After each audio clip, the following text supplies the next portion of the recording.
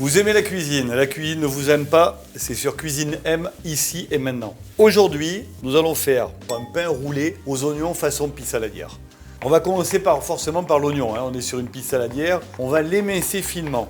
Une fois qu'on a émincé les oignons, on a fait cuire les oignons dans une cocotte. On y a mis préalablement de l'huile d'olive, de l'origan, du sel, un petit peu de poivre, une petite pincée de sucre, même si l'oignon est chargé en sucre naturellement. On va couvrir et on a à peu près une petite heure de cuisson à basse température. Et après, on va venir retirer le couvercle pour faire qu'on fasse évaporer le surplus d'eau. Il y en a à peu près pour 5-6 minutes. On vient les passer 1 heure au réfrigérateur. On vient rajouter maintenant nos anchois.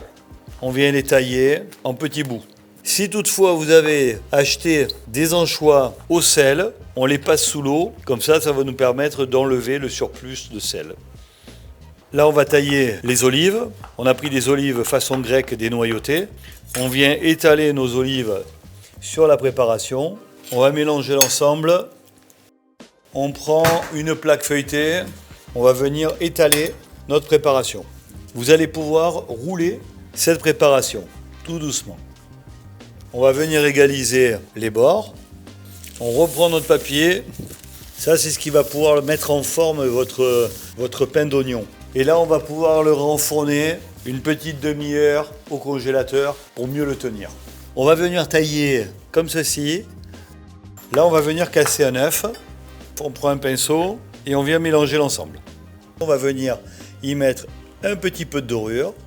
Et on enfourne à 200 degrés pendant à peu près un quart d'heure, 20 minutes.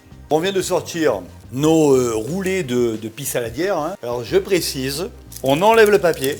Et une fois qu'on a enlevé le papier, on obtient un petit roulé à déguster à l'apéro. On peut agrémenter ça de tomates cerises, on peut agrémenter ça de plein de choses. En attendant, bonne dégustation. N'hésitez pas à faire vos commentaires, on vous y répondra, mais pas la bouche pleine.